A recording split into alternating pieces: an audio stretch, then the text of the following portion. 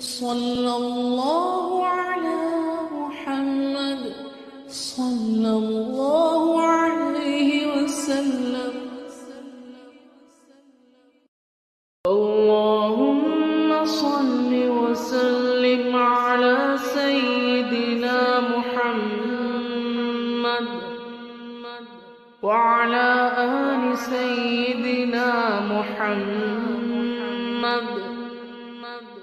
صلاة نكون بها محبوبين لك ومحبوبين له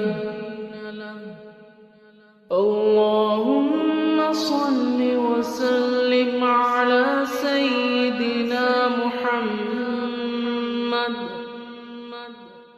وعلى آل سيدنا محمد صلاة نكون بها محبوبين لك ومحبوبين له اللهم صل وسلم على سيدنا محمد وعلى آل سيدنا محمد صلاة نكون بها محبوبين لك ومحبوبين له اللهم صل وسلم على سيدنا محمد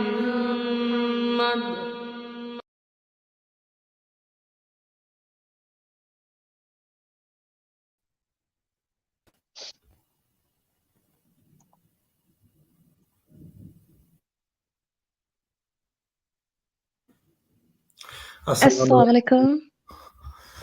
Alaikum salam. How are you doing? Okay? Yeah, Areeb, I'm good, thank you. I hope everyone that's watching is all good as well. We can't see you now. Right. Here we go. Yeah. Assalamu alaikum. Today we're going to be talking about, it's just going to be some discussions,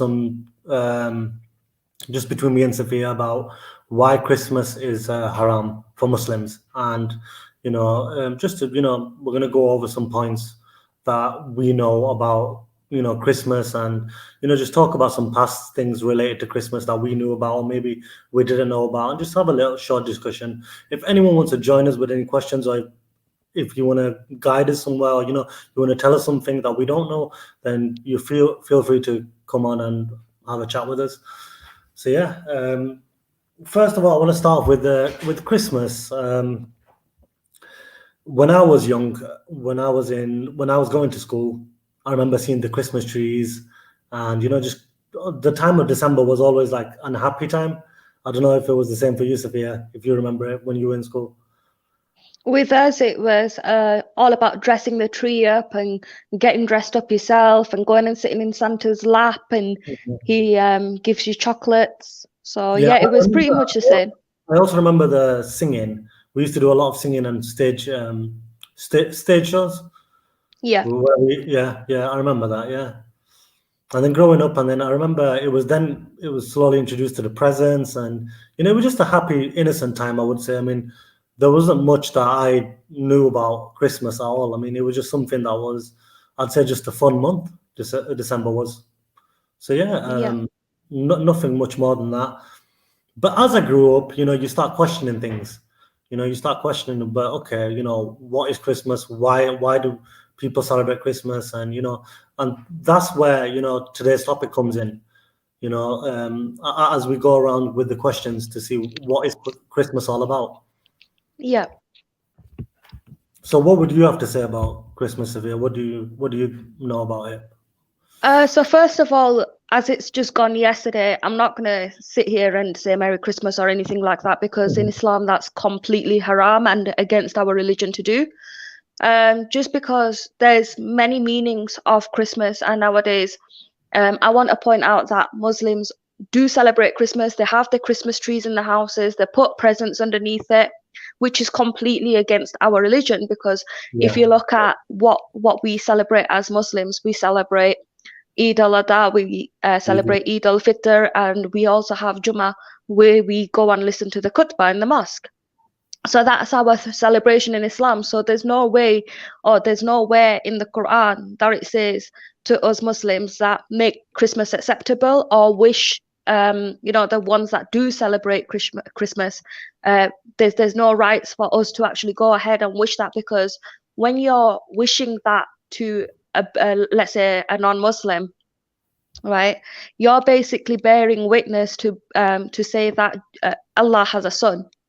Right, that's what they believe, that Jesus, the Son of God, was born on the Christmas day, which is not a fact. That's not true. Jesus wasn't born in winters. He wasn't born in the time of winters. He was born in summers.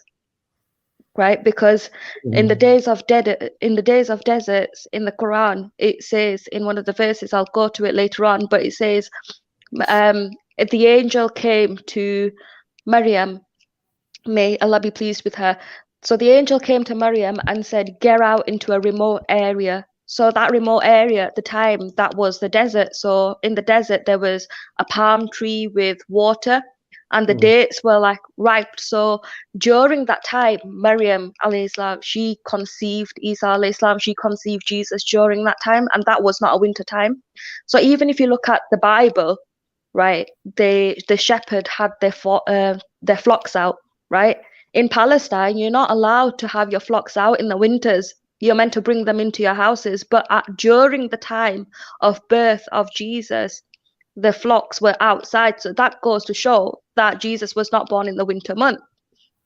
So where the concept of Christmas is actually coming from is paganism. So in paganism religion, back years ago, they used to believe that, that there was a sun god that was born during that time, because the people of the north, they lived in the winters. So they lived with full-on darkness, where people would have no electric, they'd have no heating, they'd have no gas, and people would be dying from diseases. So having the sun out once in a while gave them hope to say, okay, the sun's out, so this is a power, this is a force of us to live, if that makes sense. So that's that point of view of Christmas, but I will go back to that later on, because I do have an interesting topic to go through with everyone that's watching and listening today, and hopefully this will clarify any kind of doubts that why is Christmas what it is, was Jesus born on this day, what's the hidden stories behind Christmas in itself. Other than that, at the moment, especially in our countries, with England, Canada, America, even in Saudi Arabia right now, I remember there was a couple of years ago where on top of the Burj Khalifa they had the Santa Claus climbing up, and that is meant to be our Islamic country, that's meant to be our Muslim country, where we go for pilgrim, where we go for Hajj, where the Quran was revealed. It was Saudi Arabia, right? And the same country nowadays celebrating Christmas. So I think what they're doing is misleading people in a very, very wrong way. And even with the scholars nowadays, they've made it permissible to wish Muslims Merry Christmas and non-Muslims Merry Christmas as well. But they don't know the fact behind it. They're making something that is haram into halal. So, for instance, if something's not mentioned in the Quran, and if you're adding it, right, that you call bid'ah. So what is bid'ah? Bid'ah is basically, let's say you're reading a text of the Quran, right, and something's not mentioned in it, but then I go and change that around and say, all right, but basically you're meant to do this, but it's not mentioned anywhere. That's me going against my religion. That's me going against my book. So I'm adding things that shouldn't be added. So that in Islam is prohibited. Another thing, children are made to believe that Santa Claus is going to come down from the chimney and, give children presents, and, work advise people, especially with us as well. We've been to work, and there's many a times in the offices where they've said, all right, it's a charity day for Christmas. We want you wearing Christmas jumpers or dressing up as a Rudolph or, you know, and I think that is just really, really out of order, because some Muslims will stand up for it and say, look, okay, it's going against my religion, I'm not going to do this. But then for the Muslims that do know and do it for the sake of keeping their work colleagues happy or keeping their friends happy, they're going against their religion, and that is committing shirk, right? Because by saying Merry Christmas, you're denying the oneness of Allah. You're comparing a partner with Allah, because you're saying the Son of God was born on the 25th of December, which is shirk, right? Putting behind Boxing Day, if you want to go Boxing Day, which is absolutely fine, you can go for the sales and stuff, because obviously you can go buy some, electrical things or clothing or shoes or whatever you want, right? That is absolutely permissible in Islam. But what is not permissible is wishing Merry Christmas and celebrating the New Year's when it's the 1st of January, because as Islam tells us, we have our Islamic calendar New Year's, and that's there for a very valid reason as well. So yeah, I think a lot of westernized countries have misled people, and I remember that in England back in time, celebrating Christmas was actually banned by the Church of England. I don't know when they started allowing people to celebrate it again, but it was banned in England for a very particular reason, of a man called Saint Nicholas, who basically was known as the devil in the north in the time, and it was his birthday. It was he that was born on the 25th of December, not Jesus. So at the moment, that's all I want to say. If you want to expand on anything, Areeb, if you don't understand anything, then you can ask me. Yeah, I think with all that what you've said, I think with Muslims in the West, the problem is that I don't think all of them know the right from wrong either. So you can't. Yeah. It's not like we're here blaming them, saying what you're doing is No. wrong, doing that. But it's just more like we're guiding you, because these were things up till I'll say maybe a year ago I didn't even know. I didn't know. Yeah. Like you shouldn't wish non-Muslims Merry Christmas. You shouldn't wear the Christmas jumpers. All this because I didn't know what Christmas was. When you don't understand what like for example, if I was a non-Muslim, I wouldn't know what Eid is. Yeah, I might have some kind of image of what it is, but it's not going to be the exact until I've actually gone out and studied about Eid, studied about what time of the year it is, why to do it. Then you find the information to why and what and how everything works. And the same with Christmas. Yeah. When I found out, it started off with this. I think it was the Saint Nicholas story that actually that I listened to, and I was surprised because how they mentioned with the Rudolph and with how he was as a character. I mean, as a person, yeah. As a person, and it just it just didn't make sense. And obviously, and it felt like that they were trying to. I mean, they don't say Santa is Jesus. They don't say No. that. Santa is some other guy. So Santa is someone else. Santa is believed to be a pious man who basically comes down worth of, £400-500 worth of goods and put under your tree. The Coca-Cola guy, who looks like a happy guy. Yeah. But yeah. So it's all fiction the way I look at it with the Santa and stuff. It doesn't really make sense. But with Christmas itself, I mean, it's a topic where there's not going to be many Muslims out there that actually know about Christmas, which is the actual problem in itself.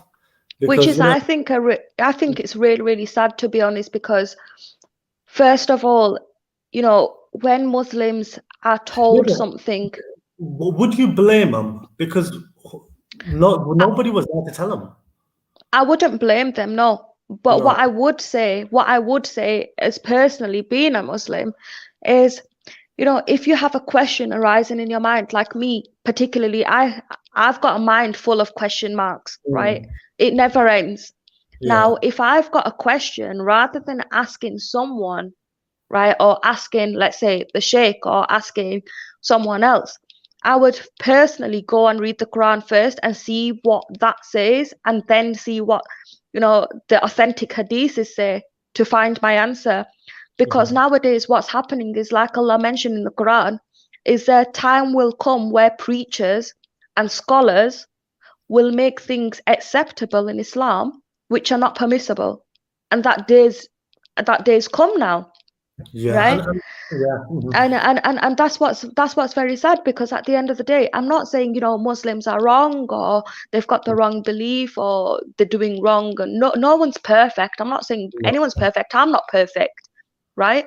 But what I do suggest is, rather than following people that are going to mislead you and give you an understanding which you're not going to understand, listen to the Quran, read the Quran, and understand the Quran, because in there is your answers. You're not going to find your answers from anywhere else.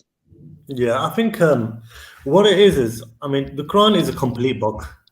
Yeah. Don't add things into it, and don't leave things out either. And I think that's the simplest way to put it. I mean, when it comes to new things, rather than guessing, and like having like some just go into the Quran, see if it's not mentioned, leave it alone. I think that's the best thing to do. Just leave it alone. Definitely. And what I'd like to mention on the back of that is, we're not here to judge any Muslims or to offend anyone or to offend Christians and their beliefs or any other beliefs. We're not here to offend you, right?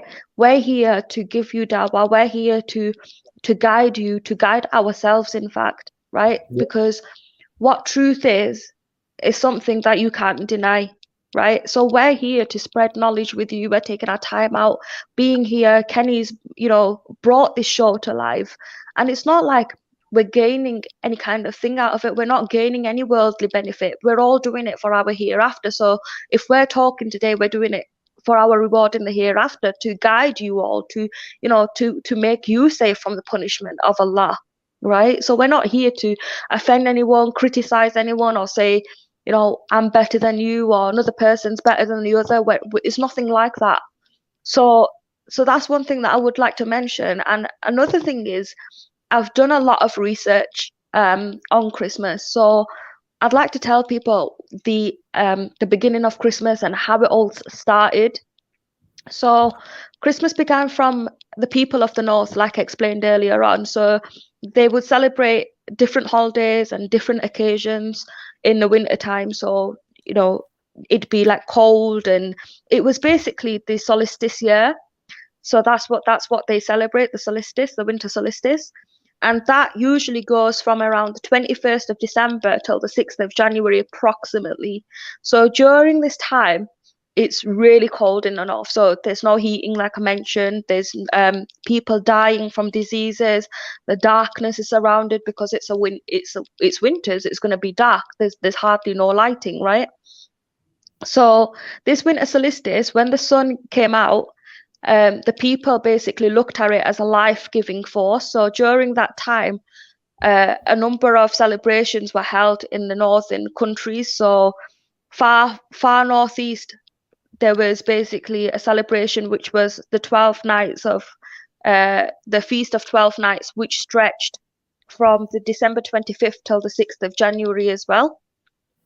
So that's how Christmas began. And then moving forward, the Romans had their Saturnalia for the god Saturn. So that was another occasion or celebration that they celebrated. So people in the north had ceremonies that they would burn bonfire nights, because again, it was light, it was dark for them, there was no heat. So fire to them was a source of light. So you'd burn the fire, you'd warm up.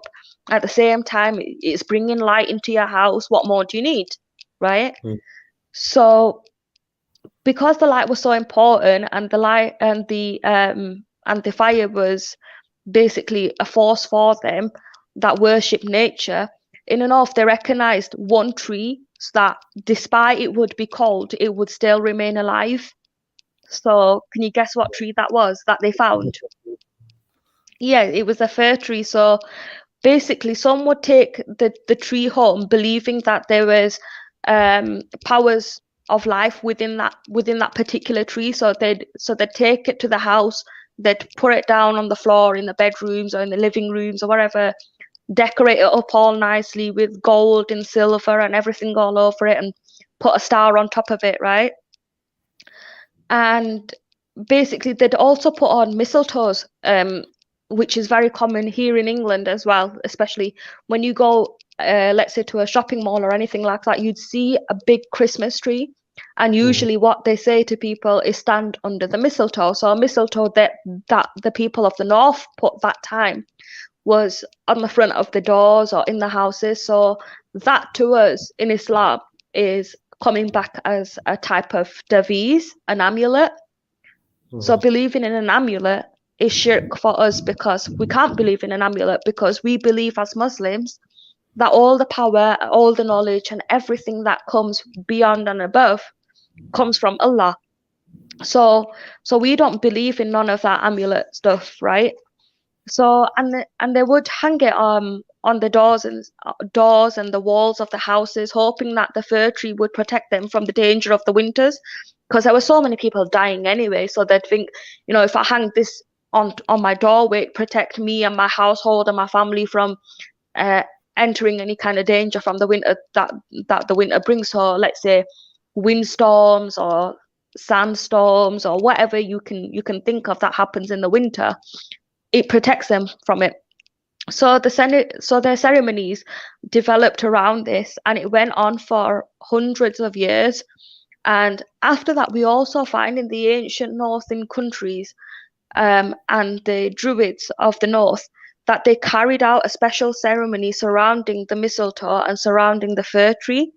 And they would meet within the circular areas of it, and they had a secretive cult that would spread far throughout the northern countries as well.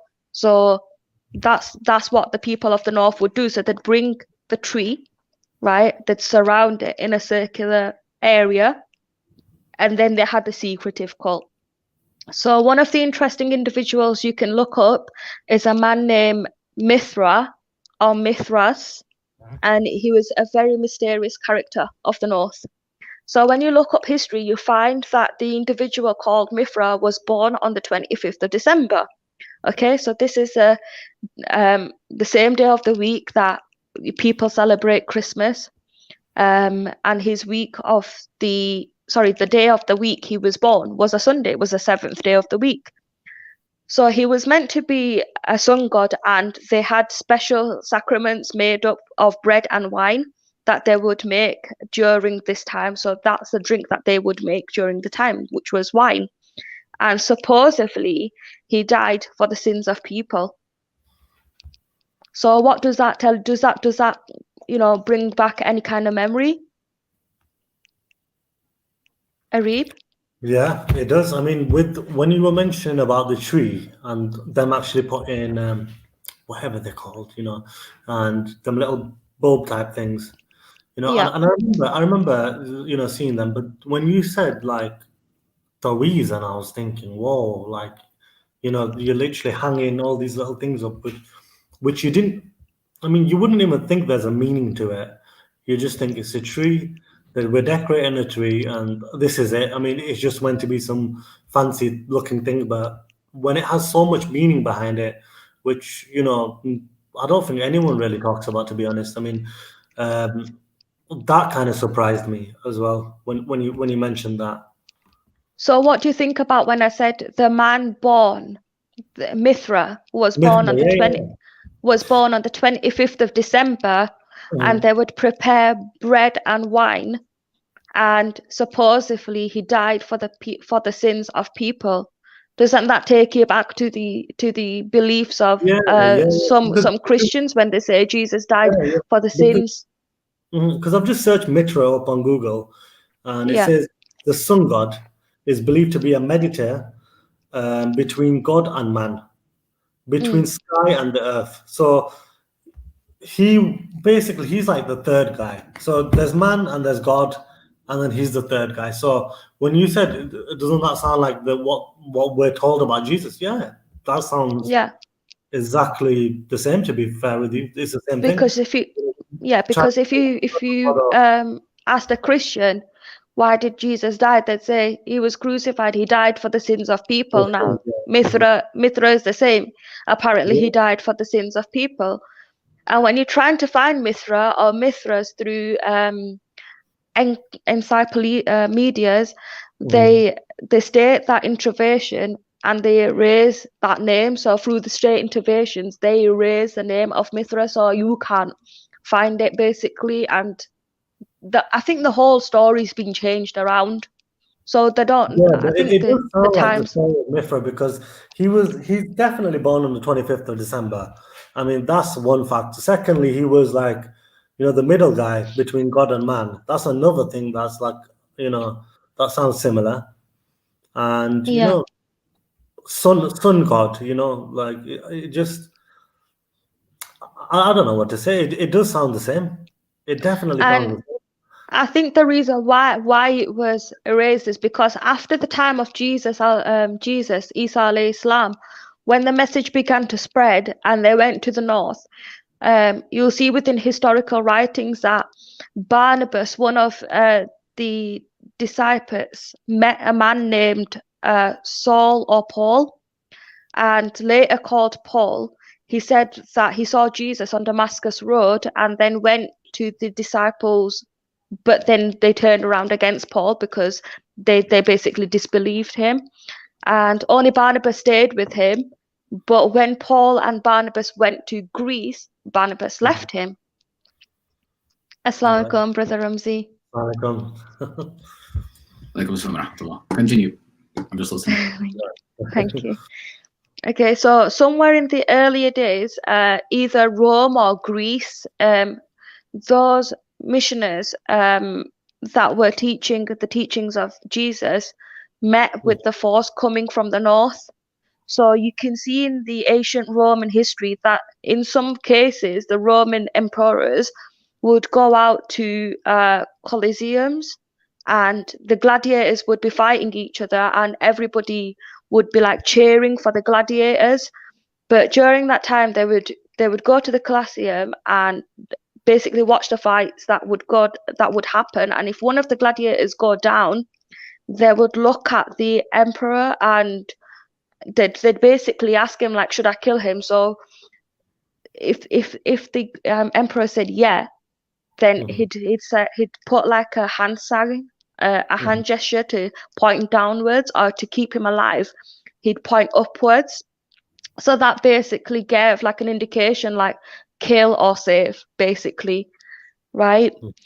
And one of the terrible things that happening during these rituals of at the Colosseum is that they would bring the Christians out with the women and the children and feed them to hungry animals. They would take them to the wolf or a lion and get it all hungry and crazy and beat it and throw raw meat at it and then make it come after humans at the time of the when all this was happening. And then were these the pagans that were doing all this? What would you say with the Christians? How they were feeding them to the lions? Well, no, because it was a pagan thing. The Christians were actually brought out to be fed to the animals. So it wasn't Christians at the time, because that's what the people of the north believed, if that makes sense. Yeah, that sounds horrible. Yeah, so they would literally cheer up and watch the animals rip the bodies apart. And it's a terrible culture. It's just disgusting. Like, can you imagine, like, imagine all this going on just now, and imagine people cheering for someone to go and rip someone's, for an animal to go rip someone's body apart. It's disgusting. That's absolutely terrible. That's unacceptable. And somewhere along the line, somebody who couldn't take the torture, who felt maybe we can win these people over a compromise and changes. The changes actually started growing from the earlier part of Christian era. So in the Southern Europe, where major ceremonies were held by the nature worshipping people, are combined with Christian names and Christian ceremonies, and therefore what comes out both to us is a mixture with two streams coming together, where you get a monotheistic name or a character, right? Or with a pagan ceremony. The mixture together is what is giving us the present day holidays. So the mixture of the Christians at the time and that compromise that they did, and the mixture of what the people of the North believe, gives us the present day holiday. So that is what's creating Christmas today, if that makes sense. Okay. Do you understand? Is there any questions? No, I understand that. Yeah. So it hasn't changed over time. Then it's pretty Well, much it- the same. Well, it has changed, because if you ask some people now that why are you celebrating Christmas, they'd say, Yeah. "Oh, it's just a holiday. We don't believe anything about it." Well, yeah, some people might say, Yeah. I think. that Jesus was Yeah. born, but nowadays Mhm. it's just a thing where people get together and just have a few drinks, and Mhm. that's about it. Yeah. Yeah. It's like with what you said about Christmas, like how it's supposed to be celebrated with people around the trees and all these things that Mm. you're saying. Nobody does that. It's more like an innocent, fancy thing where nobody really knows what's going on or why they're doing it. It's just a bit of fun, and I think Yeah, that's what the most of the world. It's just a bit of fun. It's just an excuse to party. yeah, Yeah, exactly. yeah, it does though. Yeah, I think it does. I mean, when you think about Christmas, when I think about Christmas, I think about sales. I think about spending money. Yeah, man, you kidding me? New Year's is coming, so you're just thinking, it's just one of them times where you just want to be happy and grateful for whatever the years, gave to you. And I think it's just naturally a happy time. But then to add Christmas into it is just it doesn't really make a difference, because either way, you'd expect that time of the year for the lights to be open, everyone just to be happy. It's cold, just getting by. So I think with this pagan holiday, that's why it stayed there. It's never moved, because it was just one of them things that it was already there, and in a happy time, nobody wants to change anything. When it's happy, then nobody wants to change it. But what you got to understand, that it wasn't a happy time, because the No, people of the but then now why it's not being changed is because like I said, with the sales, people are busy. Like, we're innocent. It's all innocence. Nobody's like you said with how they used to do it. It's like going there and taking your time out to actually go into this tree and do your whatever you've got to do. Now it's more like we're in rituals, the yeah. shopping center. The Christmas tree is just there as a decoration piece. There's nothing to think about. There's nothing about it. There's nothing that like I'm gonna go up to the Christmas tree and touch it or anything like that. So it's just, I think that's what's actually happened. And with Yeah. Christmas, like it drives in sales. Look at the world we live in today. It's about the money. Today it's all about the money. So when It's it the comes most to profitable time of the year. it is, Yeah. yeah, of course. The song Yeah. that I'm not going to sing that song, obviously, but how that song goes, right? They should change it to most profitable time, because it is. Yeah, It is. Yeah. it is, yeah. And Yeah. I think, and it's one of the most happiest times.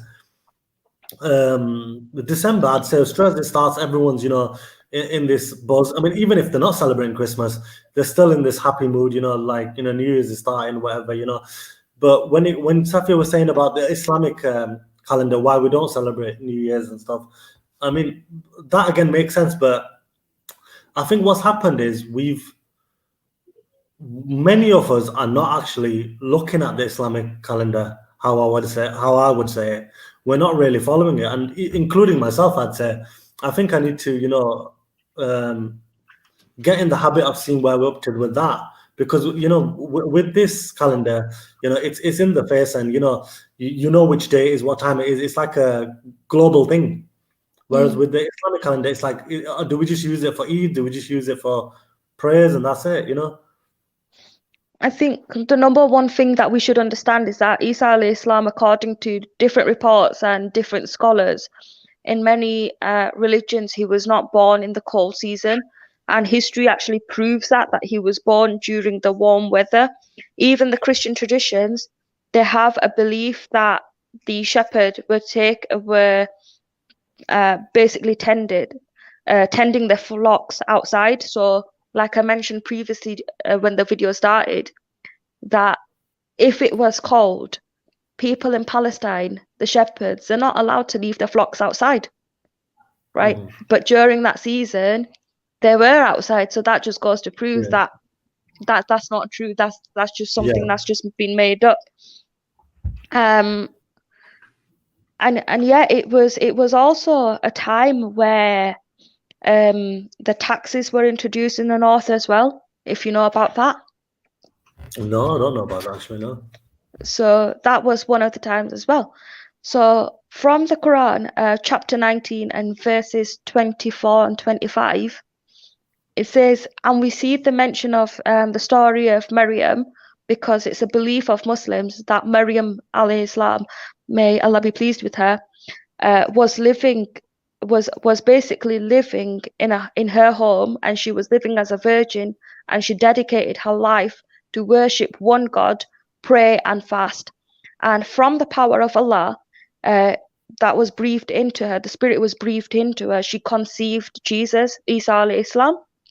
And he said, be and it is, without a father, without a man. That is the belief of Islam. So also a belief that when she felt the pain of her pregnancy, the angel came to her and she said, go outside to an area which is remote. And they found a palm tree and water. And it was speaking about Rutab Jania, I think it is called, Rutab Jania. It's a type of Rutab, or a type of date that was there. And those that live in deserts, desert areas, would always know this anyway, that when the dates become ripe, when you see the colours of the dates actually change, because the dates are not always brown. They can be red, they can be yellow, right? And other colours as well. But they turn brown, and when they turn brown is at the highest of heat, so that the dates become ripe. So at the time that she gave birth to Isa alayhi salam, from the different points of views, from different historical points of views and different religious point of views, we understand that Isa alayhi salam was not born in winter. So now the question is, who was born in the winter then? Why is it celebrated? Because if you look in many Christmas decors in people's houses, they'd have a basket of, an idol kind of thing of Mary and Jesus together, right?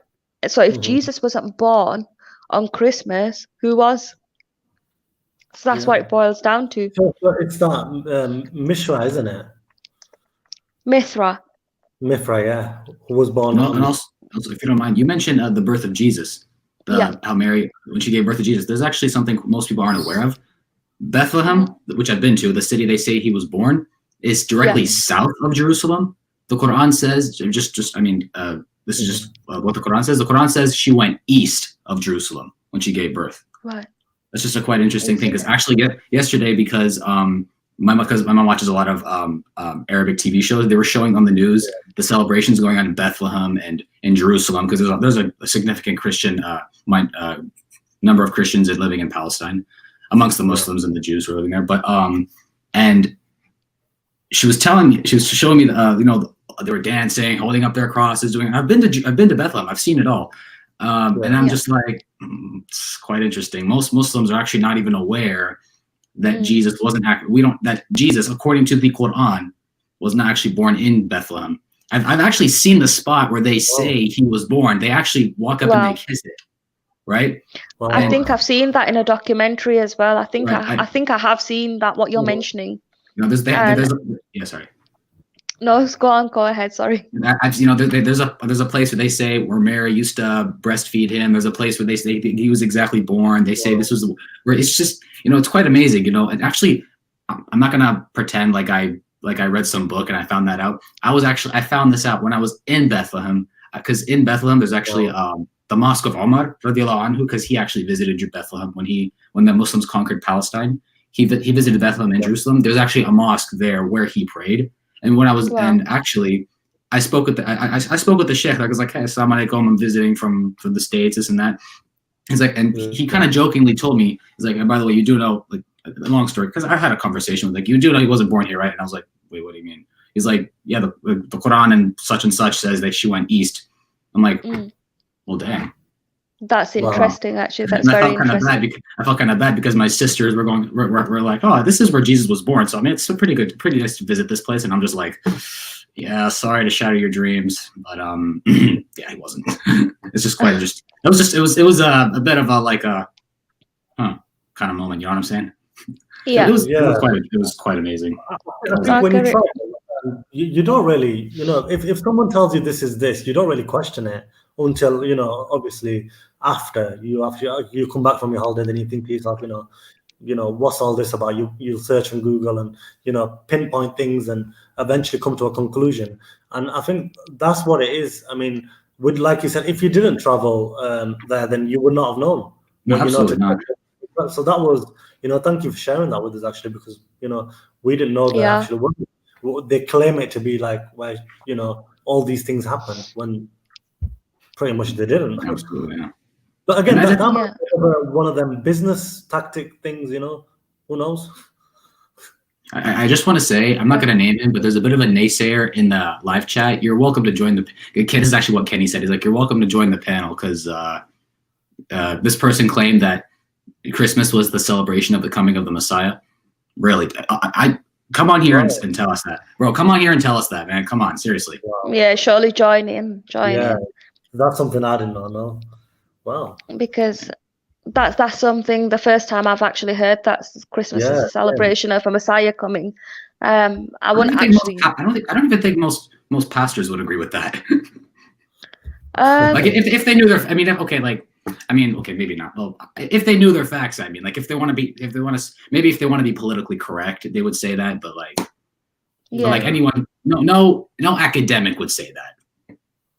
Yeah, definitely. Well, according to all this pagan tradition that holds, it was all to do with the birth of God and not for the coming Messiah. So, yeah, if you want to jump on, just jump on and explain your point. And maybe we can explain why it took it took until the year 350 AD for Pope Julius II to decide that, oh, by the way, Jesus was actually born on the 25th. Like it took them until 350 to know that. Like, wow. Yeah. I mean, there's nothing from the Bible that mentions that. That just kind of adds insult to injury, to be honest. Because even if the Bible were to say in black and white, look, Jesus was born on the 25th, that wouldn't mean anything to us Muslims, because as far as we're concerned, the Bible is not a reliable source of information. But the fact that it's not the fact that it's not in the Bible just kind of adds insult to injury. Yeah. And just according to that, there is a point that I will point out where there is a bit in the Bible that is correct. So I will point that out, and if that makes a difference to anyone's thoughts, then it does. Okay, so we was asking like who was born in winter. So first of all, you need to understand the concept of Saturn when it comes to this question. Okay, and the concept of Bacchus, when they are portrayed by different artists who drew the pictures of sculptures, they're usually portrayed as heavy-set men with white beard. And when Sistine Chapel, Michelangelo, I think it was, drew his picture, you could see the long flowing beard, and there's actual pictures of this man on a sledge being drawn by a snake with wings. So now this sounds crazy, right? A snake with wings, because snakes don't fly. But this man was drawn on a sledge by a snake with wings, and basically the heaviest set man is on the sledge being drawn with that flying animal, and he's performing miracles, and he's coming out on the 25th of December. So as far as going back to school and what we've been taught, Santa Claus, we've been told Santa comes on a sledge, and the flying Rudolphs. So does this mean that the flying snakes are the flying Rudolphs?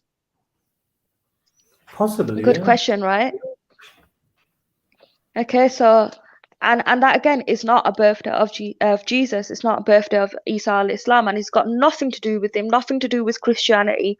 And at the time of Bacchanal and the Saturnalia, and basically, I think he represents rioters fun. So I think that's what the Saturn god represented. And the people of the north at that time were drunk in ivory, so in revelry. And so what happened in Christmas reasons is especially that in America, people today are not even thinking about Jesus. So when you look outside, when you look into our westernized countries, let's say example, England or Canada or America again, right? What usually happens on Christmas is just a day where people take time off of work, go see their friends and family, maybe go out, hang out in the pubs and clubs and bars, right? Yeah, Jesus is it's not a party remembered. Isa al-Islam is not remembered anywhere. time. That's true. Yeah, it's a party time. Yeah. Yeah, so they're not even thinking about Jesus, and they're being drunk at that time. So if they offer Christmas puddings or meals, I'd say be careful, because in Christmas puddings and in Christmas meals, not all the time it's shown, but usually because of the pagan tradition and the rituals that they used to follow, that, when I said earlier on, beginning when I started this conversation, was they had set up when Mithra was born, they used to drink wine and have bread, and then say this man died for the sins of people. So in the Christmas puddings or Christmas meals or whatever it is, they probably include rum and wine as well, Yeah. because that's their tradition that they're following. Yeah, I think with Christmas, it is a lot about alcohol. It has a lot to do with alcohol, this December period. Yeah, and the writer's occasion went so far that the Christian Church banned it, and the Church of England, according to historical sources, was banned till I think it was 1647. It was prohibited in England to celebrate Christmas, so it was not allowed whatsoever. The celebration was completely stopped because they saw Christmas as being a pagan holiday. Official step taken was by the Church of England, that time was known as Puritans. So that's who basically banned the Christmas festival in England in 1647, was a Church of Puritans. Mm-hmm. Do you have a question? So do you mind if I add something? Yeah. No. So okay. So I normally don't do this, but I have to say something. Okay. So somebody, I'm not going to say who, had blurted out the idea that Christmas was the celebration of the coming of the Messiah. We're not going to name this person. And they said Muslims can celebrate this too. Okay, look, look. If you want to be ignorant about your own religion, that's fine, but leave Islam out of it. In Islam, we don't celebrate the births of prophets. Yeah. Nor the Prophet Muhammad SAW explicitly forbade the worshiping of his own birthday. You think we're gonna go worship all the other prophets, their birth? We're gonna go celebrate their birthdays? Come on, guys, get real. When you think about and also he said, celebrate the coming of the Messiah. Okay. Simple question. Why did it take until 350 AD to decide that the 25th was the day that they should celebrate that? 2, why is it coincidentally the same day Mithras was born and the same day that the pagans would celebrate and do all these go on a mad run in the streets? Just you I don't know, man. I'm like I think with that I think whoever it is really needs to come online and discuss this with us, or set up like another time of a debate, because this is all facts. What we're saying here is all facts. If the Church of England banned Christmas, it was for a particular reason. Do you think England knew? Do you think the Church of England or the Pope that decided to ban Christmas during this time would ban it if a Messiah was to come? You know what I was trying to say? Why would you ban it? That's the question. There's no logic in that. So I gotta stop blurting out. I'm really sorry. It's okay. But again, like if you do want to discuss it, then if you're listening and watching this, then just jump online and just explain your point of view. What makes you think that? Where does it say? In which bit of the Bible, in which scriptures is it written that is a celebration of Messiahs? Because even we'd be interested to know that. I'm Okay. dead. I'm dead. This person just commented, the date is not important. Why is it not important? Because every date is important. According to the Quran, we have dates for everything. No, forget that. Like celebrating the birth of your God, isn't that kind of important? You do that on the right day. I mean, come on, man. Yeah. Like, I mean, you imagine you celebrated your mom's birthday like 6 months early. Like, hey, mom, happy birthday. Yeah. How you doing? Imagine you did that. Imagine you did that for your God. I mean, man, I'm dead. I'm dying. Yeah. But yeah, Don't mind me. I'm just. I think the fact that the person saying that it doesn't hold any kind of weight to say what they're saying, because yeah, date should be important with anything, and yeah, with that it doesn't really hold much weight or logic in what's behind it. Hey, mama, when was your birthday again? It's like, imagine saying that to your mother. Your mother. Now imagine saying that to God. Yeah, Oops. no, this is not right. So yeah, and sorry, during these days, I'm just going back to it again. Okay, I was just reading the comments, sorry. So as an individual, so an individual was superimposed at the name of and the name of the superimposed person was Saint Nicholas. So who was Saint Nicholas? He himself actually coming from the ancient writings of Beowulf. These writings are done in the Scandinavian region, where the name Nick or Nickel or Nickers, he was known as a demon, and the demon of the north, right? So he was basically the evil spirit of the north. The name of at the name of Odin, he was always also known as, and they used to call it the evil principle in Germany. And the many northern countries, people actually looked up on this person, called Saint Nick, as being the evil, and would tell their children that, you know, if you see this man in the winters, don't go outside or don't go near him, because if you do, then Nickel is going to come and take you away and capture you in his bag and take you. And in, I think it's Isaiah, I think it was the bit of the Bible. I'm not sure if I'm pronouncing the name right, but I think it's Isaiah. In the Bible, chapter 14.13, the devil is known as a prince of darkness, and understanding that his throne and seat of his power is in the north. Now that is what is saved of the Bible. So the Bible does mention this. Wow. Okay, and German, basically they described him to be a person that would wear a red coat with fur on it, and they called him Pels Nicholas, so meaning in German's Pels Nicholas means basically the furry coat devil, so the furry devil. Wow. And the base was in the north, and he was an essence of the evil again. And this proves that Christmas occasion was the time of evil. It was, you know, Christmas was made with evil intentions. So believe in the Saturnalia and Bacchania, and because of this, they basically shifted the occasion to New Year's Eve and the evil to New Year's Eve. So basically, because it was starting to be banned in many countries and many people knew the concept behind the Saint Nicholas, or Satan Nicholas, I would say Satan Nicholas, because if he was a devil, then there should be nothing wrong with me saying that he's a devil, and that is Satan Nicholas, okay? So the concept behind it, they basically moved it aside. So they brushed it off under the carpet and said, okay, let's just combine it with New Year's, so people don't really look more into it. So when nowadays people celebrate Christmas, they don't look at Christmas as what they used to back in the pagan days. They actually look at it as a celebration onto the coming of New Year's. Does that make sense? So it's all basically a pack of, you know, a bunch of lies that we are brainwashed to, or children are brainwashed to, with schools and media and, you know, all these music videos and whatnot.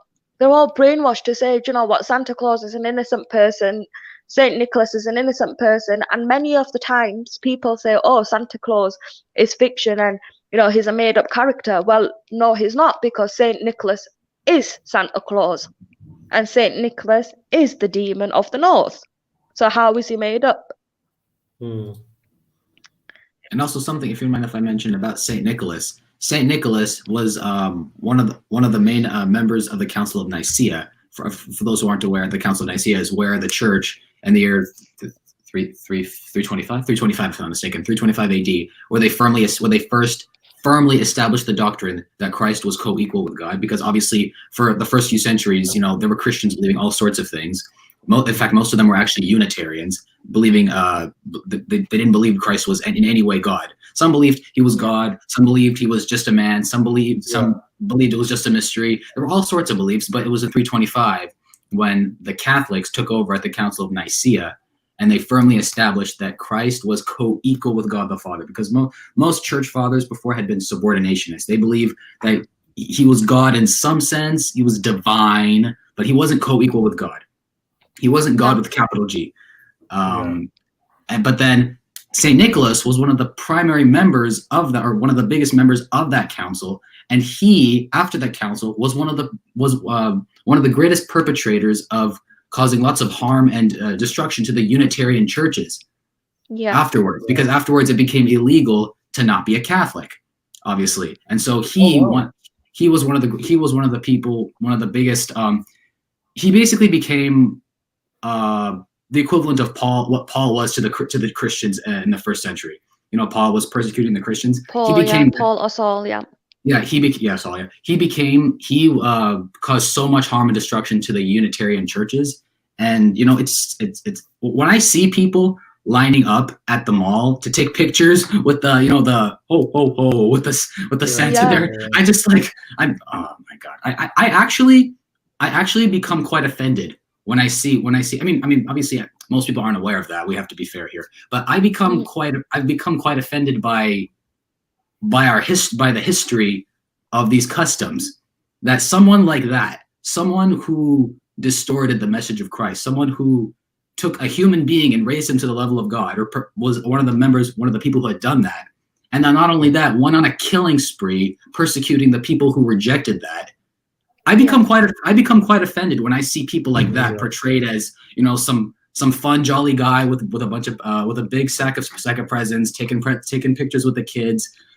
SubhanAllah, it's a scam. It's on a global level. What's surprising is how long this scam has actually come along. Gone on for years and years and years.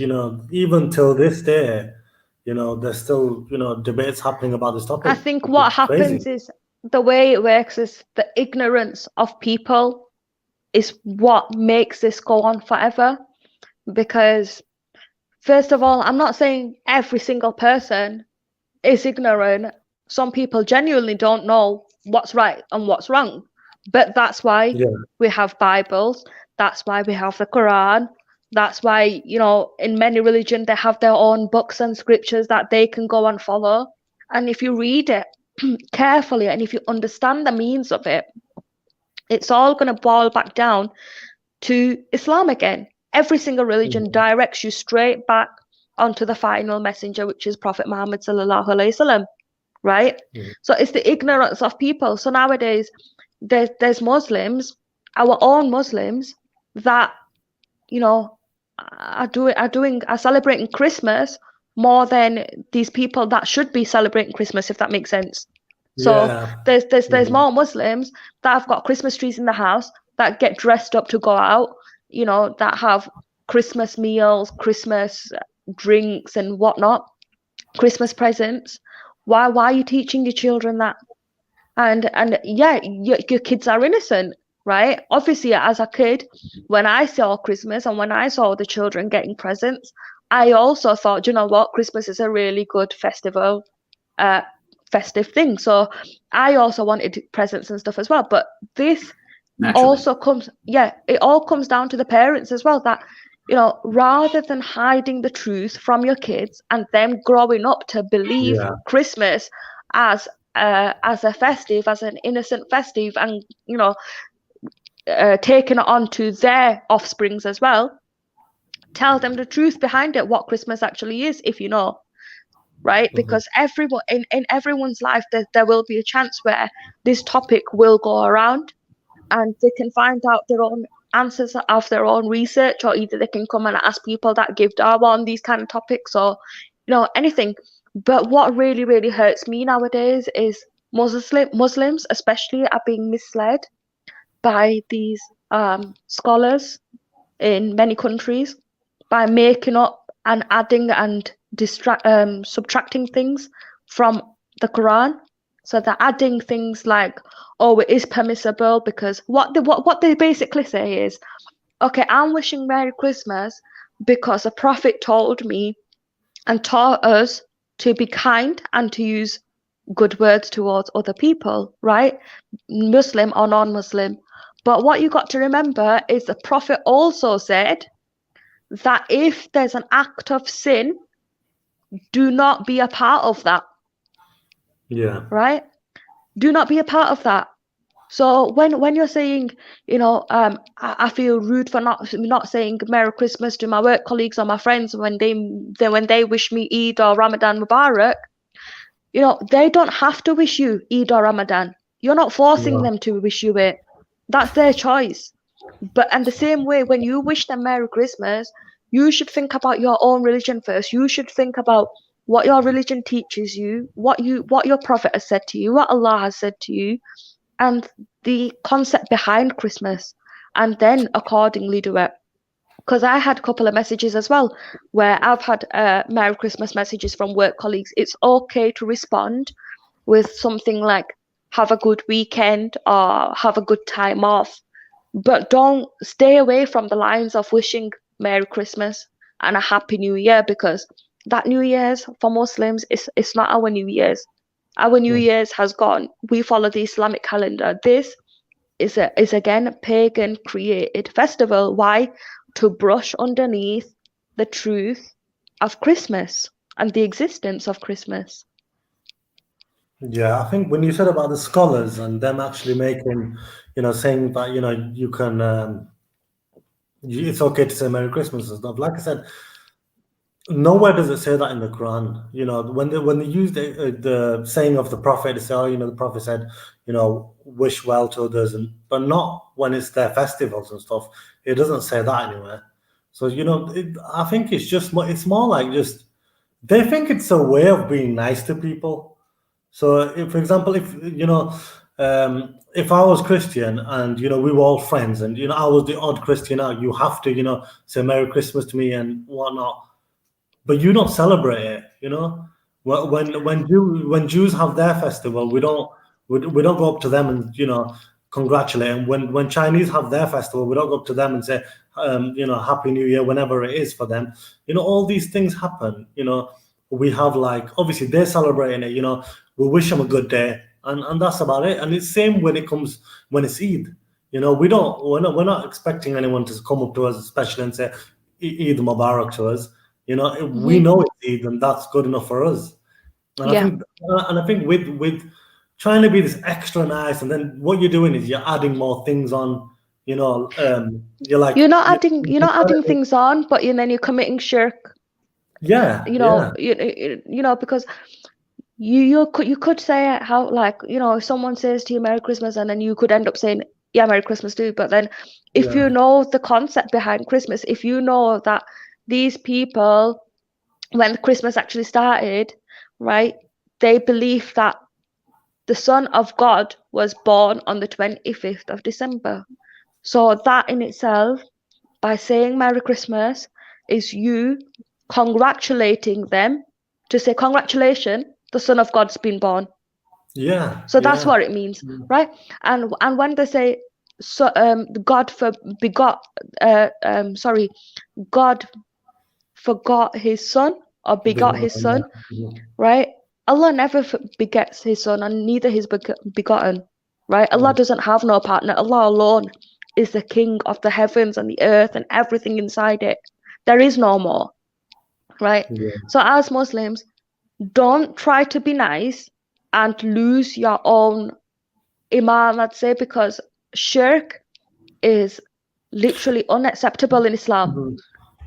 Having partners other than Allah is just a big no-no, right? You don't know what kind of a major sin you're doing, and by saying, yeah, I know, and just brushing it off and thinking, oh, forget about it, I'm not going to listen to what it actually is, you're committing a big sin. At the end of the day, it's not going to affect me in my hereafter, because I know what's wrong and right. But if someone's telling you, and if someone's telling you the reason of why it's been a sin and the reason behind it, then I think you should agree it and save yourself from the punishment. Because having friends here or having colleagues here and wishing them, it's not a big deal. You can just say, have a good holiday. You don't have to go extreme and follow the westernized culture. You can just be yourself, be a nice person. No one's saying don't be a good person, be humble, follow the teachings of your prophet.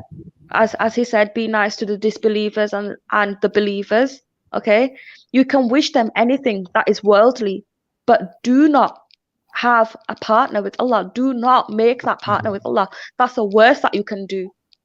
And there's another question that I've been asked a lot by reverts as well, is that if my parents celebrate Christmas, can I say Merry Christmas to them and buy them Christmas presents? No, you can't, because that again falls back down to you believing that Allah has a son, right? That is shirk. You cannot do that.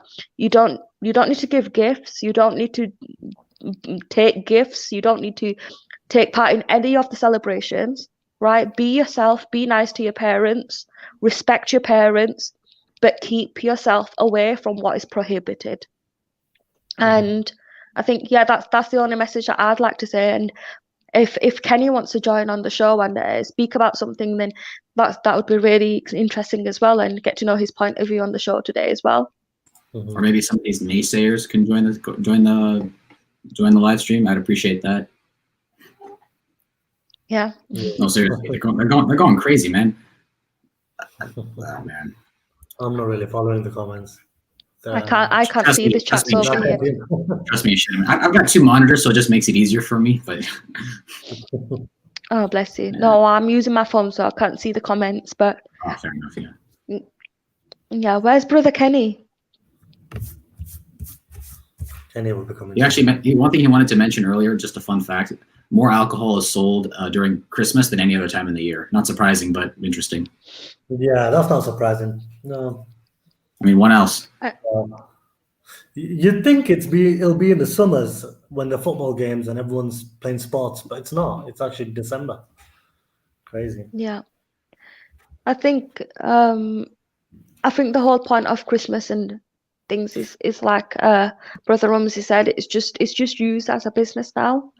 And yeah, by the way, another thing on the back of that is, if you're a Muslim and you're running a business and you're putting sales on for Boxing Day, then that is also forbidden, because you're making profit out of what is haram. So don't do that. You can go shopping, you can buy stuff that you need, because obviously everything's half price and discounted. But if you're selling things out of your business to people, obviously people that don't follow Islam or follow Islam, and you're calling that a Boxing Day sale, that is still part of Christmas. So don't do that. That's forbidden. And yeah, I do hope that people follow this knowledge. And if there's any questions, then just pop up and ask, because I've got a page on Facebook as well, so Safiyyah Islamic. They can come and ask on there. They can privately message me. I don't mind at all, but just stop yourself from doing the wrong things.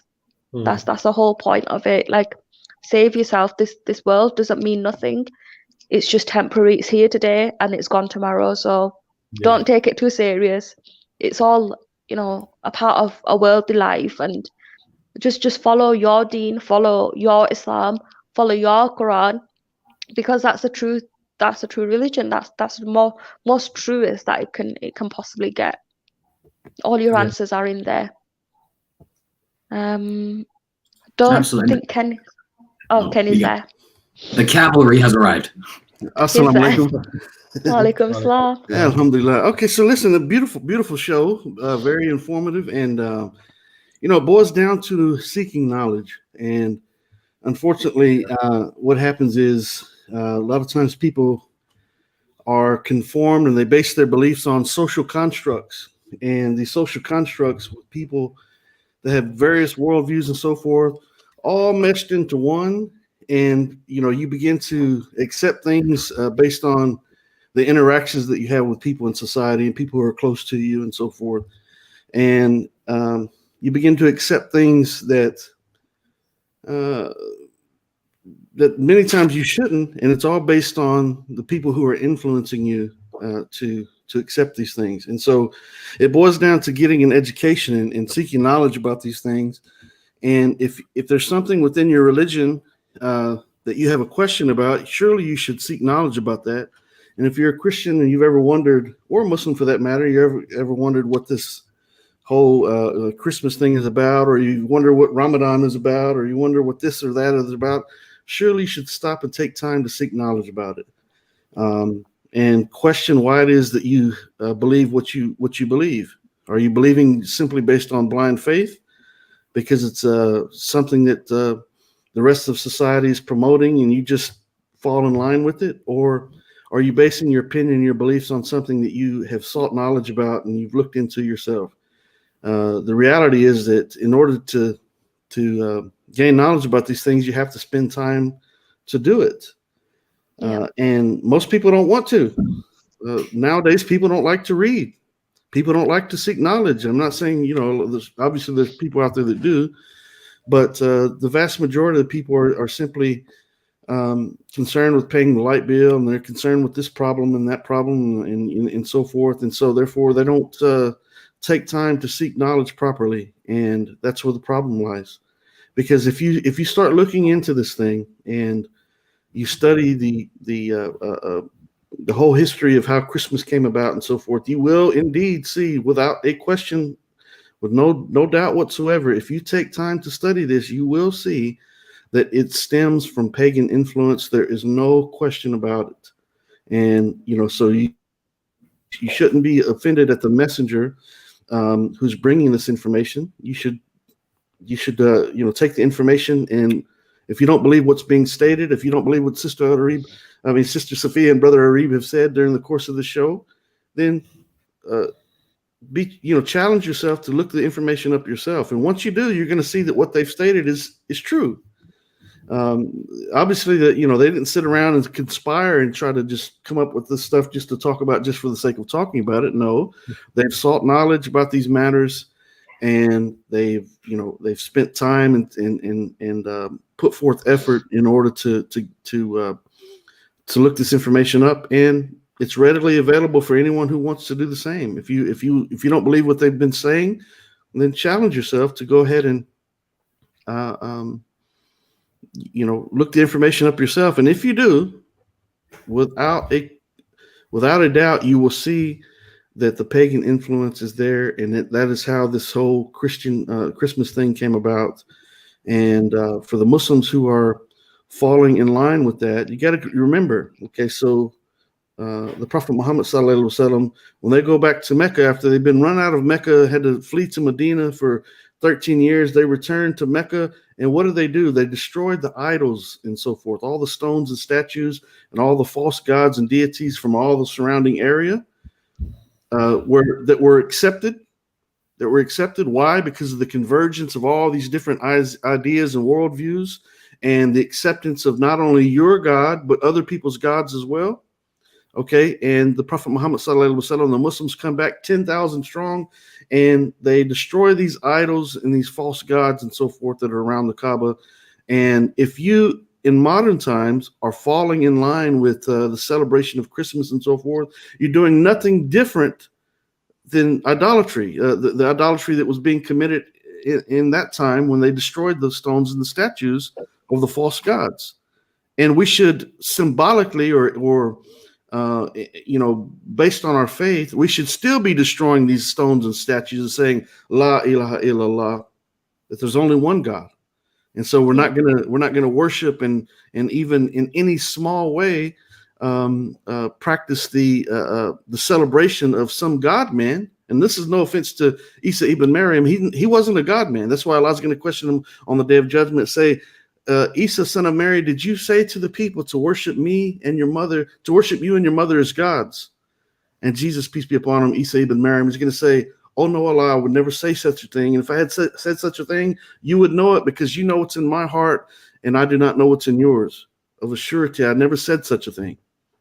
And, so Jesus himself, it's no offense, we're not trying to be offensive to Jesus by no means.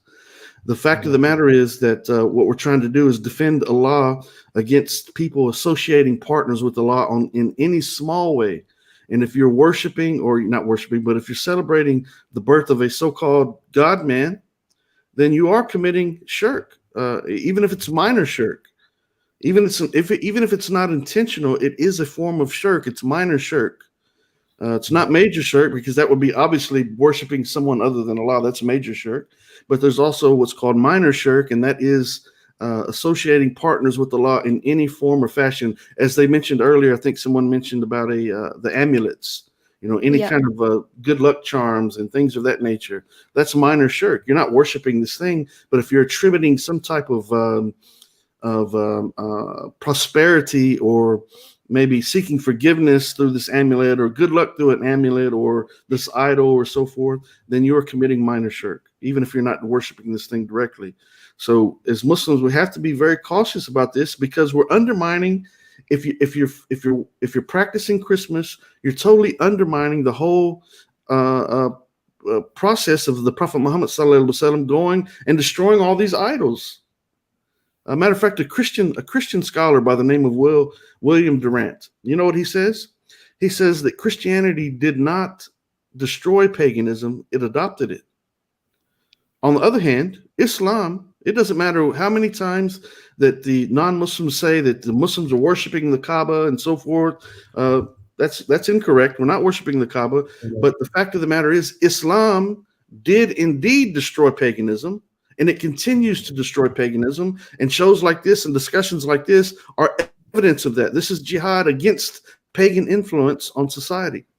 Okay, and that pagan influence is deeply embedded, and Christianity and the Bible itself is drowning and just saturated with pagan influence. As a matter of fact, if you don't believe that, I'm going to prove that, inshallah, God willing, on January the 15th, when I engage in this debate about who is Jesus God with Reverend Samuel Green, and I'm going to talk about these things. The pagan influence is just deeply just drowning Christianity and the Bible, drowning in pagan influence. And the Christmas holiday is one of the main evidences of that. And so have a question in your mind. You think someone's made a wrong and incorrect statement, then do some research. Don't just talk about it, be about it. Do some research and prove us wrong. Prove Sister Safiyyah wrong. Prove Brother Areeb wrong. Prove Brother Ramzi wrong. The facts are there, and they're waiting for you to look them up, inshallah. Or maybe just join the stream and stop spamming. Yeah, if you want to have a discussion, we can bring you on, have a friendly discussion. Take your time, explain to us where the mistakes have been made, if you think there are mistakes, and let's take it from there. But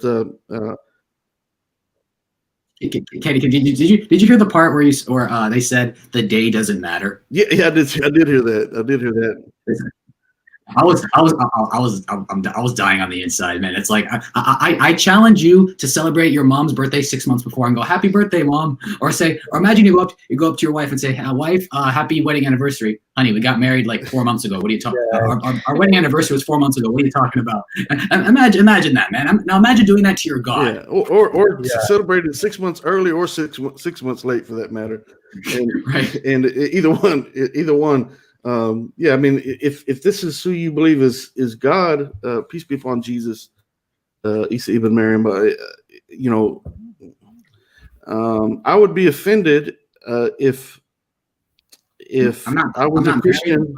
I was a Christian, and all the emphasis is put on Santa Claus instead of Jesus, peace be upon him. So you have to question why these things come about. Now, the book in the book of Jeremiah, in regards to the Christmas tree, we mentioned the other day, I can't remember the verse off the top of my head right now, but there's a verse in Jeremiah that Jeremiah specifically 10, talks about, I think it is chapter 10. Matter of fact, it mentions it twice, chapter 10, and I think not sure where else. I think I I know can't it's remember, but it's there's two times it's mentioned stating that do not be like those who are vain and who chop down the tree with their axes and then carve the tree with their axe and then nail it to where it cannot be moved and then decorate it with gold and silver and so forth and bring these gifts and these offerings to it. Wow. This is pagan influence. Now we have these Christmas trees in everyone's homes, and it's the same process. Putting the mistletoe, not the mistletoe, but the what's it called? The icicles. I can't remember what they're referred to right now, but The back in little the day, bulbs. yeah, the Bulbs, I bulbs think. and all the gold and silver and the stars and all this thing decorating the tree, and then placing. It's the same thing that the pagans were doing when they were worshiping this tree as a god of nature and so forth. And so, no, we're not saying that people worship the tree, but we're saying that this practice was a pagan practice where they were bringing offerings to the tree. The tree was symbolic of a god of nature and so forth, and so they would do this thing. They would decorate it with gold and silver, bring not gifts, but offerings to it, place it in and around and on the tree. And it's the same thing that's been adopted and grafted into Christianity, where these trees are being utilized as a distraction, basically a distraction from our Creator. And so, this is the evidence is there. You have to be willing to look it up. And And I think also with Muslims, with the Christmas trees, I've seen a lot of people shaping a Christmas tree into like a moon shape for Eid. And again, it's just really funny because it doesn't come from our religion either. This Christmas is a pagan religion, so I don't know why people are creating like Eid trees and calling it an Eid Christmas tree or anything like that, because you shouldn't associate nothing with it. It's just silly. Yeah, I totally agree. So I see Brother Muhammad's backstage, so we're going to bring Brother Muhammad on. So be ready, Brother Muhammad. I'll see you, brother. All right, here we go. Brother Muhammad, assalamu alaikum from Australia. How are you, brother? Wa alaikum assalam wa rahmatullahi wa barakatuh. My apology. My alarm. I just messed up with my alarms. So I was late. You guys been up on the show for about an hour or so, and I'm quite not happy that I missed a lot of information you guys shared already. But I have heard last few minutes when Kenny was trying not to be on screen. Yeah. He was trying to hide. But without Kenny, this show is a little bit. I understand you guys are doing very well, but Yeah. a lot of us, we love to see and hear from him as well. But Definitely. he can't hide. He can't hide. He's the spirit of these shows. Understand that Yeah. you guys need to do as well. Very good. Well done. You guys probably done 1 hour or so information spreading stuff, especially Brother Rumzi's there as well. And you guys Yeah. are very capable kids. Well done, boys and girls. So Thank you. topic is as usual. In Australia, our Christmas event is actually nearly gone. It's 27th of December here. It's quite calm here. So Yeah. I don't need to. I understand, sister, you were raising concerns about how difficult it is that around us, the whole community is actually always, without knowing, congratulating us, greeting us in a way that we should try to avoid. It is Yeah. difficult to avoid it. Yeah. It is not that easy. But saying that, when slowly, if we defend our faith, when we defend ourselves, slowly, people will understand that some Yeah. people are not really into it. Definitely. Yeah. For sure. Saying that, and I heard also, sister, you were mentioning that a lot of Muslims, us, people like us, they are getting trapped into these things. Yeah. I agree 100%. It all starts with a fun type of word. for kids. Yeah. Okay, this is just for kids. Okay, my neighbor will come over. He will say, look, these are the gifts for the kids only. I know you don't celebrate Christmas, but this is just for the kids. Yeah. That is Definitely. the Yeah. time. That is It's the time when misleading. we should, yeah, that is the time when we should avoid getting into traps. Yeah. These are not just the traps from somebody intentionally. These are the small traps for us to get trapped into shirks. Brother Kenny, mashallah, mentioned these are the small kind of shirks, but these Mm-hmm. small kind of shirks lead to our blindness. We Yeah. get blinded by these things. We get blinded by, there will be time, then we will have this all norm. This will be all normal stuff. There will be time if we keep accepting small steps, we will end up very far. Definitely. So, That's very well mashallah, said. very Very, well said, brother and sister as well. yeah, and that's very Thank well you. said Uh, from you. That's it's certainly a test, and you can imagine that if we were in the days of the Prophet Muhammad sallallahu alaihi wasallam, and someone was trying to lure your children or try to make an excuse of going to, I don't know what kind of example we could use, but trying to use that same logic and thinking and trying um, um, to talk you into allowing your children, your very children, into doing this particular deed or thing, and like it's no big deal, but it is a big deal, and it's a Yeah. test to you to say, wait a minute, I have no problem with these other people, and this is their religion; they can do what they want to, but these are my children, and I'm not Mm-hmm. going to compromise my children and feed my children the lie that Santa Claus is real when I know good and well he's not, and Yeah. we're not going to participate in this. I have to kindly refuse to allow my children to be a part of this for the sake of my own children, and for the sake of Allah, obviously, but for to protect my children, because if you open the door, it's like saying, oh, this is an example. Oh, here's some alcohol. Let your child taste it. It's not going to hurt. It's just going to be one little sip. Really? Are you going to let your child do that? Here's a little bit of crack. Here's some heroin or whatever. Just one. Let them try it. It's not going to be. It's only one time. That sounds like Wait a the peer pressure at school. The peer pressure you deal with at school. That's exactly what that sounds Yeah. like. Yeah, and the thing is, that's the shaitan whispering. That's why we That's seek the refuge. shaitan. Yeah, that's the shaitan. That's the whispers of the shaitan that we pray in Surah Nas, right? Asking Allah to protect us from the whispering of the shaitan. Every day we pray this. We should be numerous times a day. We pray this every day, 5 times a day. You have to, okay? And we protect ourselves from these whisperings because it's those whisperings, those very subtle whisperings that will lead you astray. And it might not only be something that's spoken, it could be something that you see. So you see all these shimmering and glimmering festivities and the Christmas trees, and yeah, it's beautiful. It looks beautiful, right? But it's a test to you. Allah says clearly in the Quran, this life is nothing but play and amusement. And so if you want to sacrifice and be part of the play and amusement at the sacrifice of yourself or your children, then something's wrong here.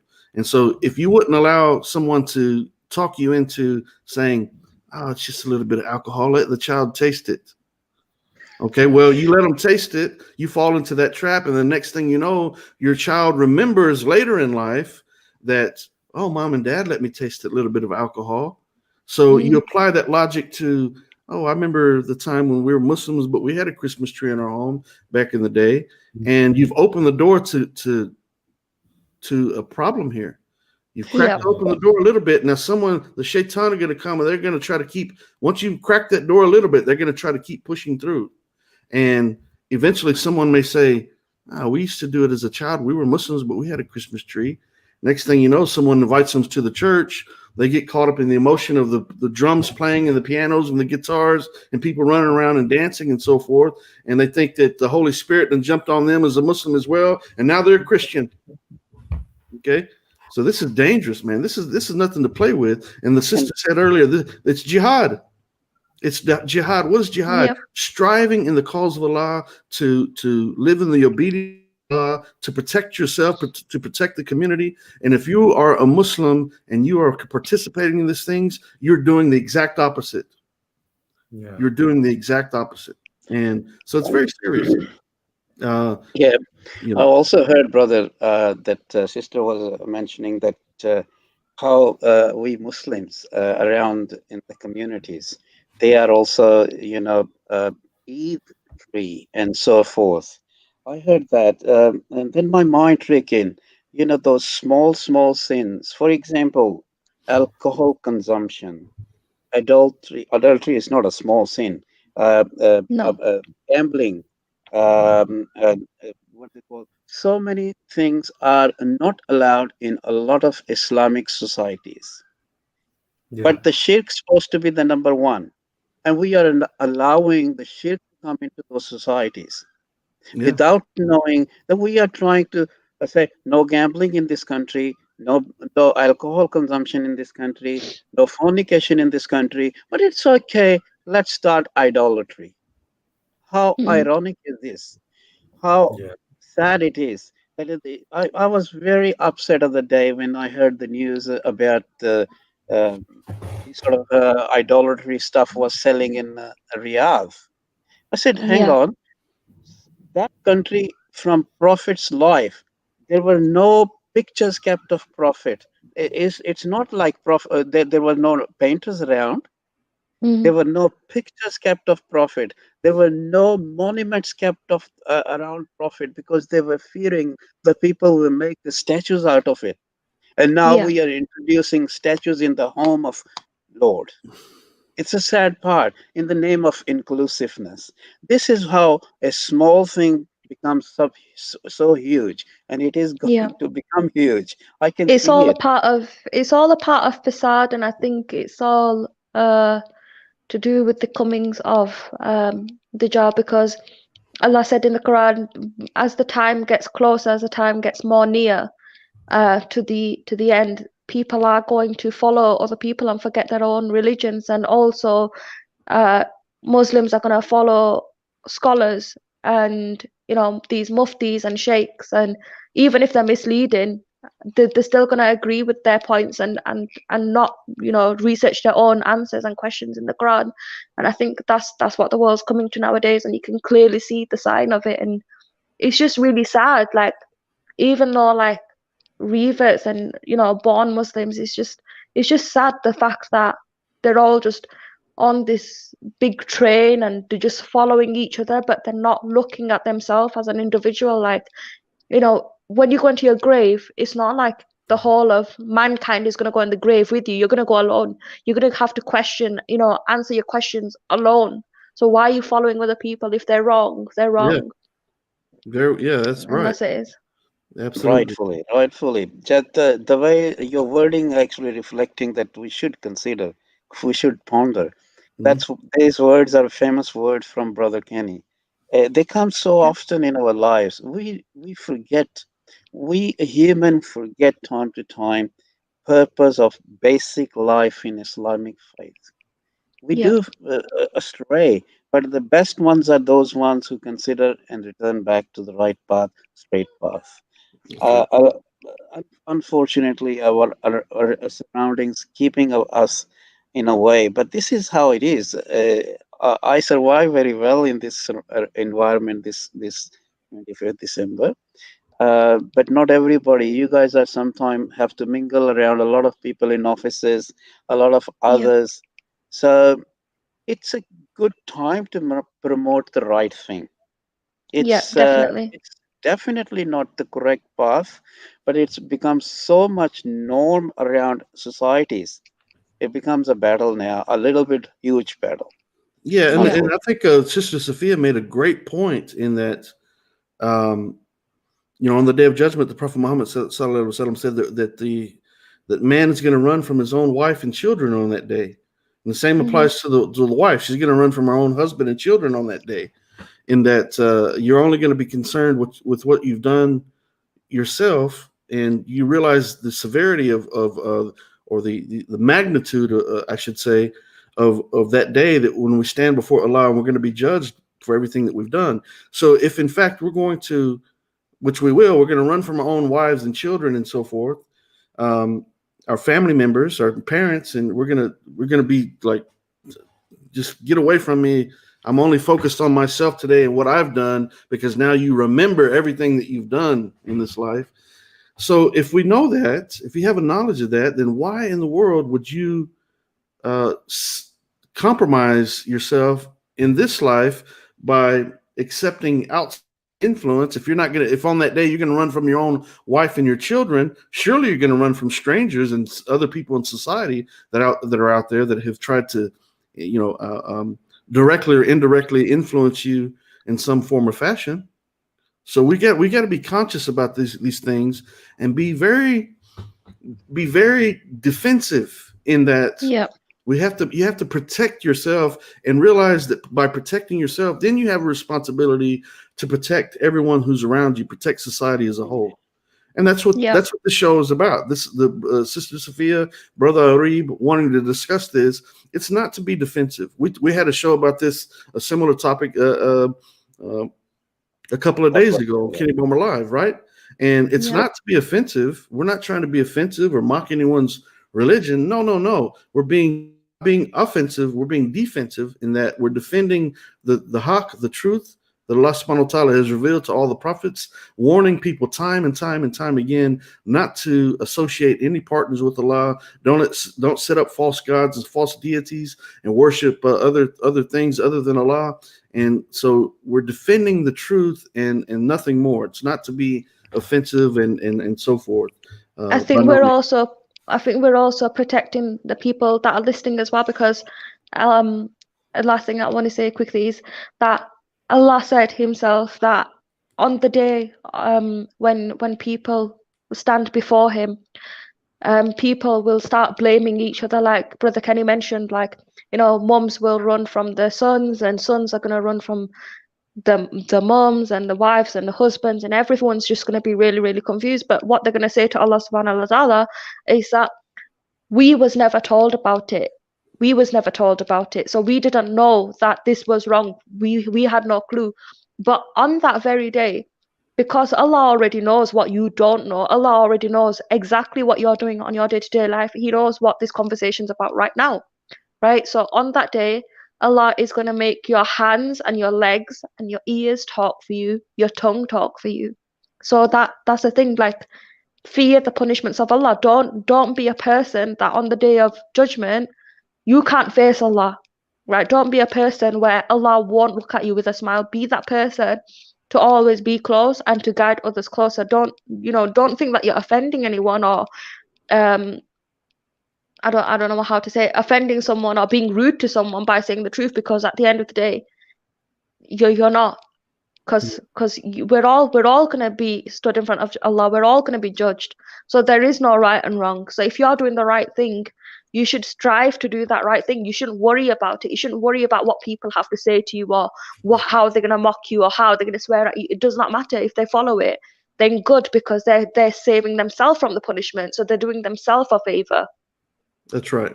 Let me post these two messages that I see right here just quickly. It says this Lee 7 or Kevin or 7, I'm not sure, says Jesus Christ was not born on December 25th. Everyone knows that. We use it to remember why he came. That should be the focus. Okay, a couple of points here. For one, if you know that Jesus, peace be upon him, was not born on the 25th, but you're celebrating it despite that, then you're supporting a lie. You're condoning a lie. You know that he wasn't born on December the 25th. So why participate in that?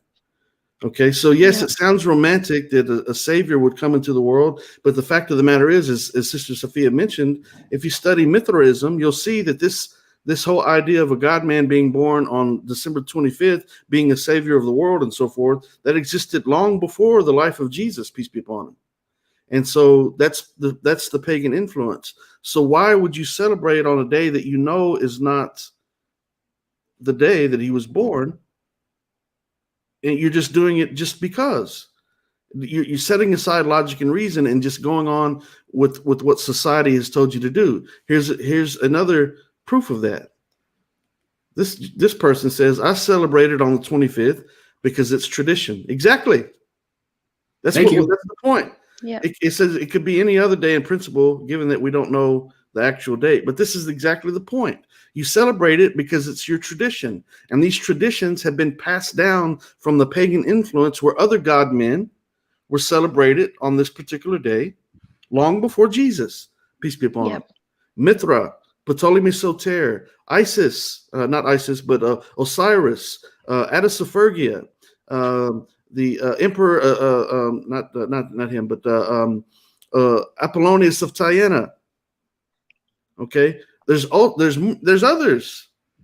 Okay, so if you're just doing it by tradition, then you're doing exactly, you've proven the point. And we already know this is the case, that people are accepting these things simply based on societal influence, based on tradition. And this is the deception of the devil, the Satan, in that he's trying to distract people and take the focus off of the creator and put focus on the creation. Okay, and if you think Jesus is God, then you have to question, why is the Bible saying repeatedly that he's the Son of God? And then we have the whole idea of the Trinity that we have to decipher. And then we have to break down the scriptures themselves, which I promise you that I'm going to do in the debate with Reverend Samuel Green on January 25th, where I'm going to go deep into the scriptures themselves of the Bible and talk about this very thing that we're talking about, how the pagan influence has been accepted and adopted and grafted into the Christian religion itself. And these last comments right here prove it. Yeah. You have proven the case. Case closed. Can you watch this? Watch this. You mind if I ask something? Okay. Brother Muhammad, can I ask you something? Imagine right now, imagine your wife's wedding anniversary. You and your wife's wedding anniversary was today.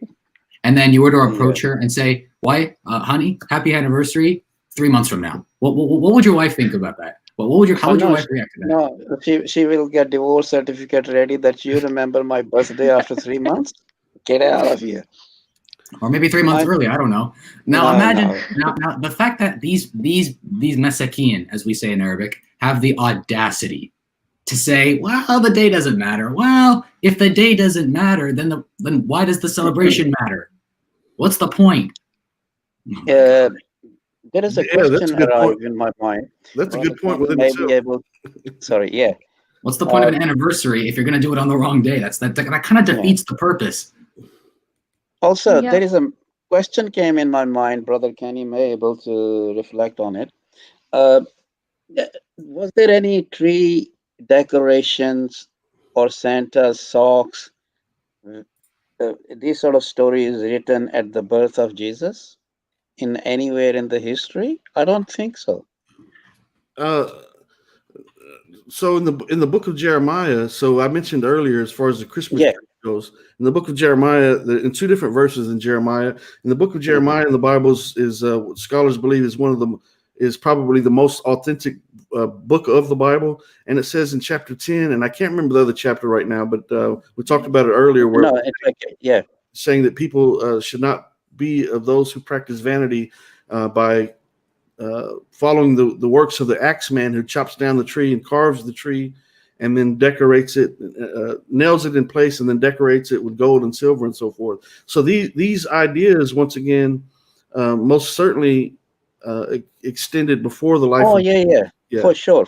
Yeah. And I was thinking, brother, that if there were any cultures like this existing within the lifetime of Prophet Jesus, peace be upon him, where he was saying, "Look, when I die, you guys got to keep this my tradition of celebrating my birth."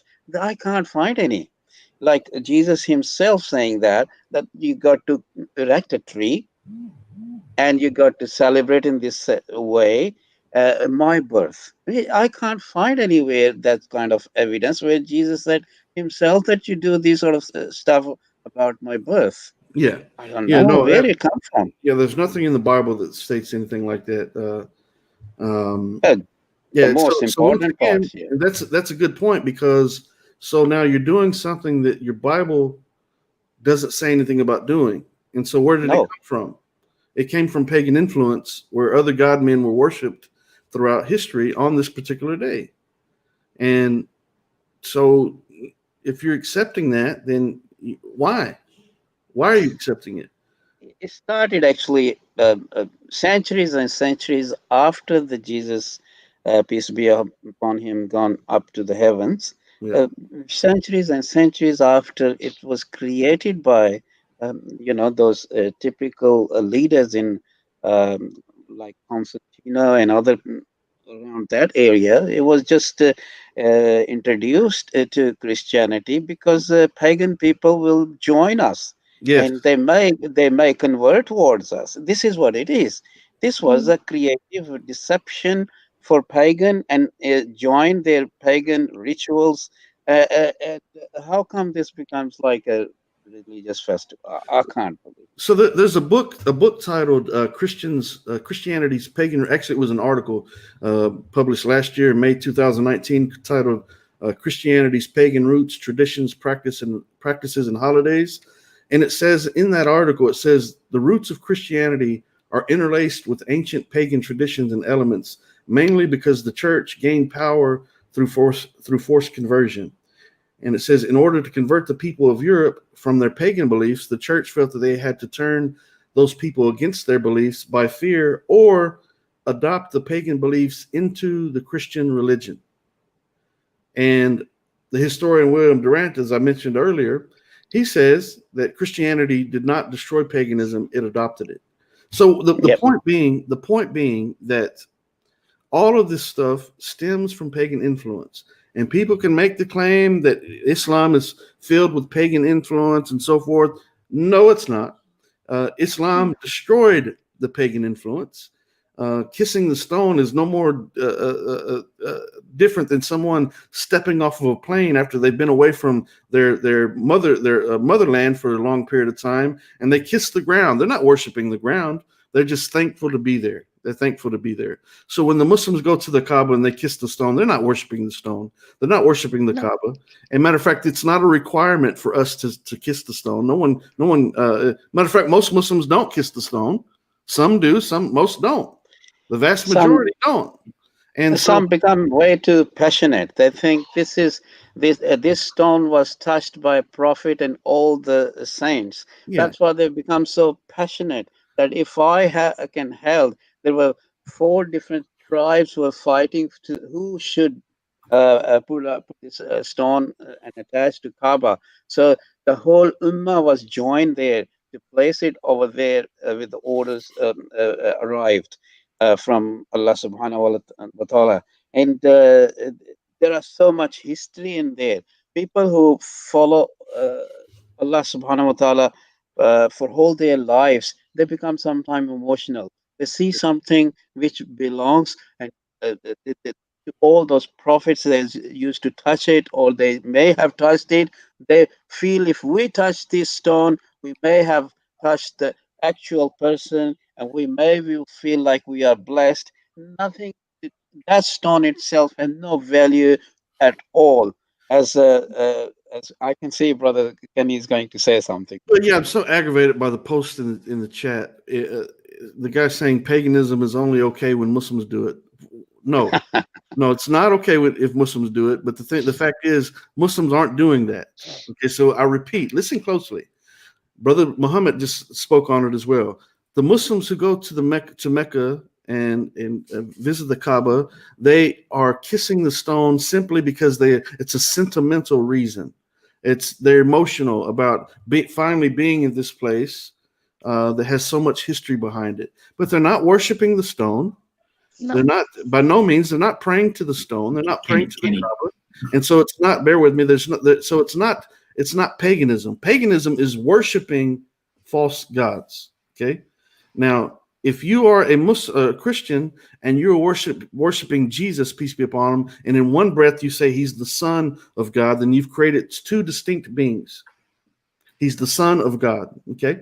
And in the next breath you say that they are the same God, the same being, then you are engaging in cognitive dissonance. Okay. And this is what psychologists say refers to when someone has a conflicting view within their own mind and they try to make something that is totally opposite the same thing. Okay. So it's cognitive dissonance. And so that's idolatry. That's paganism. That's totally different. So again, no Muslims are worshiping anyone other than Allah, and if they are, they're not a Muslim. They're worshiping anyone other than Allah, they're not a Muslim. Period. Okay, so obviously, when you make comments like that, you don't really know what paganism is and what Muslims do and what Muslims don't do. Okay, and what the significance of these things are. Again, most Muslims don't kiss the stone. Some do. What happened? But it's not worshiping the stone when it's being done. You're worshiping a God, man, and you're taking pagan elements and accepting them into your religion, and the evidence is clear. So listen, Bo Rudder, go do some research and then come back and talk, because right now you're talking out of pure ignorance, and you shouldn't do that. That's very unwise. Okay. Can I just, in case Bo Rudder isn't aware, I mentioned this in the chat. When Christians visit Bethlehem, they kiss the spot where Jesus was born. I've seen it with my own eyes. Yeah. Yeah. I mean, so using that logic, I guess Christians worship the floor. Using that logic, of course. No one's saying brother, that. No, Brother Rumsey, I remember 20 years after from Australia, when I went back to the country I came from, and I visit my mom, and my mom was gone crazy. She even kissed my hands, she kissed my feet, every way she can kiss. It's a pure, passionate I'm not aware of any mothers who worship nothing more than that. But if a mother can kiss you with pure heart and love, does not mean that they are worshiping you. No. With the passion and with love, with the respect, sometimes we do things towards each other, does not make it a shirk, or does not make it idolatry or anything. Now, how much I respect, I've got respect, dearly respect of one of the brother in the screen. So whenever I see him, I feel like, wow, the man is there. I give up everything and run towards the screen. Do I worship these things? Not really. There are respects for each other. There are passion about each other. I can give you millions examples from our lives. These people who think that we are worshiping this thing or that thing. This is all about respect and imagine those people cannot imagine how a Muslim feel when first time they go to Kaaba, because they cannot imagine that a person who pray 5 times to that direction, how important the direction itself becomes. If you have been practicing throughout your life, 45 years or 50 years of your lifetime, that you every day 5 times you choose that direction because Allah subhanahu wa ta'ala has chosen that direction for you, and you reach to that direction and you do not go into your emotions, how come you can't avoid the emotions that time? And these people have no clue, because they are sitting outside and looking at it. If you practice with yourself, then you will know what is passion, what is love, and what is worship. That's right. Very well said, brother. Very unless all loving fathers, all loving husbands, all loving sons are all pagans, I guess. Because they kiss their moms, they kiss their wives, they kiss their daughters, they kiss their... No. Anyway. Some people just, they are commenting because they have no idea. It's not that they just hate Islam, but just because they don't know. It's their ignorance. No clue. It's their ignorance to actually learn that. Yeah. Those people that think that why we worship the black stone. Nobody does that. The importance of that black stone is every prophet for Ibrahim, from Ibrahim until Muhammad, that direction was so important for the whole ummah. Ummah does not mean that we people now, the whole generations of those people, prophets. And when that place on the earth is given so much importance, even that was chosen by Almighty Himself, how important is that direction, and how important is that place which has been built with the hands of all the saints time to time. They restruct it as well. And how important is that? This is the place is important only. It's not the worshipping of it. If you do not have passion in your heart, if your the soul do not have love, how can you will be dead soul. So those emotions comes out only because it is important. These places are important. Why? Because they are chosen by Almighty, That's right. not because yeah, it's impossible for somebody in the chat to understand the importance of those places until they practice it. Yeah. Yeah. One thing's for certain, again, it's Sure. not being worshipped. The Kaaba is not being worshipped. The black stone is not being worshipped, and period. The Prophet Muhammad sallallahu alaihi wasallam is not being worshipped, not by Muslims, and so let's clarify that. So it's a huge difference here. I'm gonna step out and let Sister Safiyyah close the show whenever she feels that she's ready. But I do want to make mention. I'm going to be discussing once again on January the 15th. Well, depending where you're at, depending on where you're at, I will be discussing. The topic is Jesus God according to the Bible with Reverend Samuel Green on January 15th for people in the United States or Canada and so forth. If you're in Australia, like Brother Muhammad is in Australia, it'll be January 16th, Saturday, January 16th at noon in Austin, not Austin, but Australia, Eastern Standard Time. I guess that's what that means. That's correct. Be 7 p.m. on Friday evening for me. I'm going to be talking about a lot of these things with Samuel. I'm looking forward to that debate. So make sure you look for that. The link is not available yet, but it will be available soon, inshallah, God willing. I'm looking forward to that one. So yeah, so that's going to be a good My debate. alarm is ready. You're ready for that? Good, alhamdulillah. I'm ready for that debate as well. I So will be in the backstage. Sister Safiyyah, you and Brother Areeb have done beautiful. This is is this the second or the third show? This is the second one with show? dealing with Dawah. Yeah. Great conversation, great topic, and I look forward to checking out the next one. And make sure you check out Sister Safiyyah, Super Safiyyah on Super Safiyyah Islamic on YouTube. Matter of fact, let me post the banner and make sure you subscribe there. Make sure you subscribe here and so forth. So, Sister Safiyyah, I'm going to leave it to you, but I want to say assalamu alaikum to Brother Muhammad, Brother Ramzi, and to you as well. Also, Brother Areeb. Thank you. And may Allah subhanahu wa ta'ala bless in each and every one of you and accept all of your efforts on the day of judgment. Alhamdulillah. Ameen. Awesome. So, yeah, I think that's the end of the show. And Areeb's actually, his laptop's gone off, so he's not here.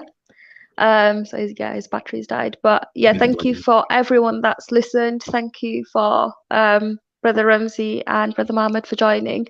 And all thanks goes to Kenny for setting up this show and making it actually possible for us to do Dawah here, because without it we wouldn't be here, we wouldn't have been doing it. So stay tuned with Brother Kenny and make sure to support his channel as well. Jazakallah. Assalamu alaikum. Thank you. Allah Hafiz. Allah Hafiz. Sallallahu ala Muhammad. Sallallahu alayhi wa sallam.